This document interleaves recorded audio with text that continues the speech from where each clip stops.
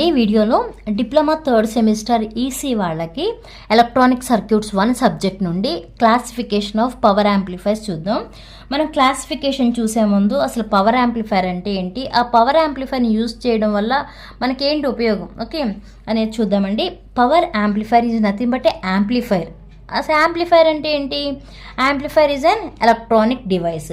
ఆ డివైస్ని యూజ్ చేయడం వల్ల ఏమవుతుంది అంటే, మనం యాంప్లిఫైర్ అంటున్నాం కదా, యాంప్లిఫైర్ అంటే ఏం చేస్తుంది, వీక్ సిగ్నల్స్ ఏదైతే ఉంటుందో ఆ సిగ్నల్స్ స్ట్రెంగ్తెన్ చేసేదాన్ని ఆర్ బూస్టప్ చేసేదాన్ని యాంప్లిఫైర్ అంటాం. ఓకే, మరి టోటల్గా పవర్ యాంప్లిఫైర్ అంటే ఏమని చెప్పొచ్చు? A power amplifier is an electronic device designed, ఎందుకు డిజైన్ చేస్తామంటే to increase the amplitude of a signal, అంటే సిగ్నల్ యొక్క యాంప్లిట్యూడ్ని ఇంక్రీజ్ చేయడం కోసం, అంటే మ్యాక్సిమం అవుట్పుట్ పవర్ అనేది రావడం కోసం ఈ పవర్ యాంప్లిఫైర్ని యూజ్ చేస్తాము. మనం పవర్ యాంప్లిఫైర్ని ఏమంటున్నాం? యాంప్లిఫైర్ అన్నాం. మనం ఇప్పుడు యాంప్లిఫైర్ బ్లాక్ డయాగ్రామ్ తీసుకుంటే నెంబర్ ఆఫ్ బ్లాక్స్ ఉంటాయి కదా, ఆ బ్లాక్స్లో లాస్ట్ బ్లాకే మనకి, అంటే last stage of the amplifier is power amplifier. Power amplifier block అంటే ఇక్కడ నెంబర్ ఆఫ్ బ్లాక్స్ ఉంటాయి, బట్ లాస్ట్ బ్లాక్ ఏముంటుందంటే పవర్ యాంప్లిఫైర్ బ్లాక్ ఉంటుంది. ఈ పవర్ యాంప్లిఫైర్ బ్లాక్ని దేనికి కనెక్ట్ చేసాము? లోడ్కి కనెక్ట్ చేస్తాము. అంటే ఇప్పుడు ఈ పవర్ యాంప్లిఫైర్ ఏం చేస్తుంది? హై అవుట్పుట్ పవర్ని ఇస్తుంది. ఆ హై అవుట్పుట్ పవర్ దేనికి ఇస్తుంది? లోడ్కి ఇస్తుంది.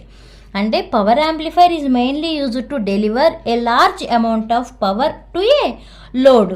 ఈ లోడ్ అంటే ఏంటి మనకి ఇక్కడ? అవుట్పుట్. ఆ అవుట్పుట్ కింద ఏం తీసుకుంటాము మనం అంటే స్పీకర్స్ కానీ లేదంటే యాంటీనాస్ కానీ, అవన్నీ కూడా ఇక్కడ ఏదైతే లోడ్ అంటున్నామో అలానే ఏదైతే అవుట్పుట్ అంటున్నామో ఆ ప్లేస్లో మనం స్పీకర్స్ ఆర్ యాంటీనాస్ అనేవి తీసుకుంటాం. అంటే ఇప్పుడు మనం పవర్ యాంప్లిఫైర్ని యూజ్ చేయడం వల్ల ఉపయోగం ఏంటి అంటే, మ్యాక్సిమం అమౌంట్ ఆఫ్ పవర్ని డెలివర్ చేస్తుంది ఈ పవర్ యాంప్లిఫైర్ అనేది. ఆ అవుట్పుట్ అనేది ఇక్కడ మ్యాక్సిమం అవుట్పుట్ అంటున్నాం కదా, ఆ మ్యాక్సిమం అవుట్పుట్ అనేది ఎలా ఉండొచ్చు? In the form of large voltage అయినా ఉండొచ్చు, in the form of large current అయినా ఉండొచ్చు. పవర్ అంటున్నాం కదా, power is the combination of ఏంటి? వోల్టేజ్ అండ్ కరెంట్ కదా. అందుకే ఇక్కడ ఉండే అవుట్పుట్ అనేది large voltage or large current అనేది ఉంటుంది. అందుకు మనం పవర్ యాంప్లిఫైర్స్ అనేది యూజ్ చేస్తాము. ఇప్పుడు క్లాసిఫికేషన్కి వస్తే పవర్ యాంప్లిఫైర్ని 3 టైప్స్గా క్లాసిఫై చేసాం. ఓకే, ఏంటి ఆ 3 టైప్స్ అంటే, according to the usage of frequency signal ఒకటి, according to the period of conduction ఒకటి, according to the configuration used. But మీకు సిలబస్లో ఉన్నది according to the period of conduction, ఇది ఒక్కటే ఉందండి. రిమైనింగ్ 2 టైప్స్ గురించి ఏమీ లేదు. బట్ ఆ 2 టైప్స్లో ఎలా క్లాసిఫై చేశారో చూసి పీరియడ్ ఆఫ్ కండక్షన్ గురించి చూద్దాం. Okay, first according to the usage of frequency signals అంటే ఈ మళ్ళీ 3 టైప్స్ ఉన్నాయి. దీనిలో ఏంటి? Audio frequency power amplifiers, radio frequency power amplifiers, video frequency power amplifiers. Second వచ్చి ఏంటి? According to the period of conduction. According to the period of conduction వచ్చి మనకి 4 టైప్స్గా డివైడ్ చేసాం. ఏంటి అవి అంటే, class A power amplifiers, class B power amplifiers, class AB power amplifiers, class C power amplifiers. మనకి సిలబస్లో ఉన్నది ఇది second type, according to the period of conduction. ఇప్పుడు క్లాస్ ఏ యాంప్లిఫైర్స్లో ఏమంటున్నాం? The period of conduction is for a total 360 degrees అంటున్నాం. అంటే ఇప్పుడు మనం ఒక కంప్లీట్ సైకిల్ తీసుకున్నాం అనుకోండి, ఈ కంప్లీట్ సైకిల్ అంటే ఎన్ని డిగ్రీస్ మనకి? 360 డిగ్రీసేగా. ఇది 0, ఇది పై, అంటే ఒక హాఫ్ సైకిల్ వచ్చి 180 డిగ్రీస్, ఇక్కడ పైనుంచి 2π, ఒక కంప్లీట్ సైకిల్ వచ్చి 360 డిగ్రీస్. క్లాస్ ఏ పవర్ యాంప్లిఫైర్స్కి మనం ఇన్పుట్ అనేది ఒక sinusoidal signal or 1 complete cycle ఇస్తే the period of conduction is for a total 360 degrees. అంటే అవుట్పుట్ కూడా మనం ఏదైతే ఇన్పుట్ ఇచ్చామో టోటల్ 360 డిగ్రీస్ కండక్షన్ అయ్యి మనకి క్లాస్ ఏ పవర్ యాంప్లిఫైర్లో అవుట్పుట్ అనేది మొత్తం 360 డిగ్రీస్ అవుట్పుట్ అనేది వస్తుంది. Next class B power amplifiers. Class B power యాంప్లిఫైర్స్లో the period of conduction is for 180 degrees only. అంటే 180 డిగ్రీస్ అంటే ఓన్లీ హాఫ్ సైకిల్ వస్తుంది. అంటే ఇప్పుడు దీనిలో మనకు అవుట్పుట్ అనేది ఎలా వస్తుంది? క్లాస్ బిలో అంటే ఇలా తీసుకున్నాం అనుకోండి, ఇది 0 అంటున్నాము, ఇది π అంటున్నాము, ఇది 2π అంటున్నాము. బట్ ఓన్లీ 180 డిగ్రీస్ మాత్రమే కండక్షన్ ఉంటుంది, అంటే ఓన్లీ హాఫ్ సైకిల్ ఉంటుంది. అంటే అవుట్పుట్ అనేది ఇక్కడ వరకే వస్తుంది. ఓకే, మళ్ళీ ఇక్కడ నుంచి ఉండదు, ఎందుకంటే ఇక్కడ అంటే మరి 3 అయిపోయింది కదా, 360 అయింది. మళ్ళీ ఇక్కడ నుంచి నెక్స్ట్ 3π వరకు, అంటే ఓన్లీ 180 డిగ్రీస్ మాత్రమే కండక్షన్ ఉంటుంది. అంటే అవుట్పుట్ అనేది ఇలా వస్తుంది. Next class AB power amplifiers. Class AB power amplifiers అంటే in between class A and class B. ఇక్కడ ఏం రాసాం, the period of conduction is greater than 180 but less than 360.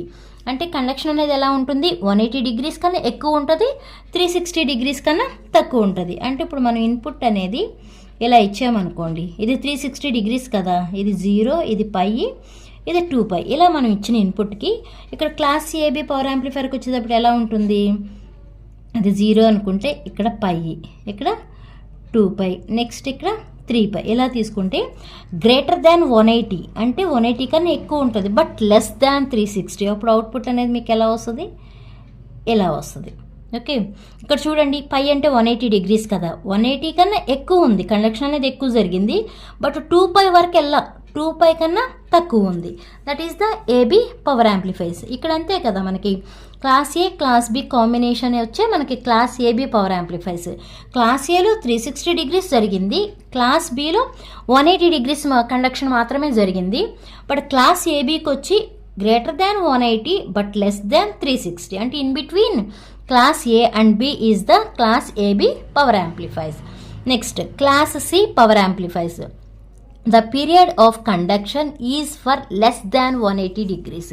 Okay, class C power యాంప్లిఫైర్కి వచ్చి ఎంత అంటండి, లెస్ దాన్ 180 డిగ్రీస్. అంటే మనం ఇచ్చే ఇన్పుట్ అనేది ఇలా ఉందనుకోండి, 0 పై, ఇక్కడికి వచ్చేప్పటికి 2π, 360 డిగ్రీస్ కదా, బట్ ఇక్కడ ఏమంటున్నాడు, ద పీరియడ్, ఇది ఇన్పుట్. ఓకే, ఇది input, the period of conduction is for less than 180. Less than 180 అంటే ఏంటి, పై ఈక్వల్ టు 180 డిగ్రీస్ కదా, అంటే ఇది కండక్షన్ అనేది ఈ పై కన్నా తక్కువ ఉంటుంది. అంటే అవుట్పుట్ మనకి ఎలా వస్తుంది, అప్పుడు ఇది పై అనుకుంటే నెక్స్ట్ ఇది 2π, నెక్స్ట్ ఇది 3π, ఇలా అవుట్పుట్ మనం వేసుకుంటే ఏముండాలి, లెస్ దాన్ 180 డిగ్రీస్. అంటే అవుట్పుట్ అనేది ఇక్కడ పై అంటున్నాం కదా, అంటే ఇక్కడ వరకే వస్తుంది, లెస్ దాన్ 180 డిగ్రీస్.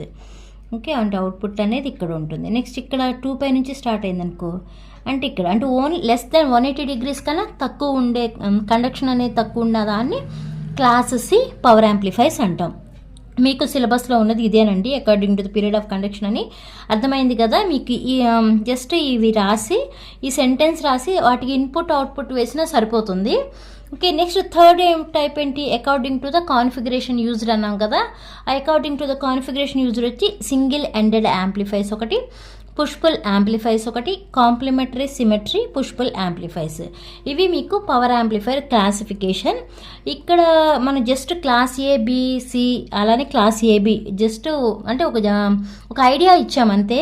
బట్ మీకు యూనిట్ మొత్తం వచ్చి లార్జ్ సిగ్నల్ యాంప్లిఫైర్స్.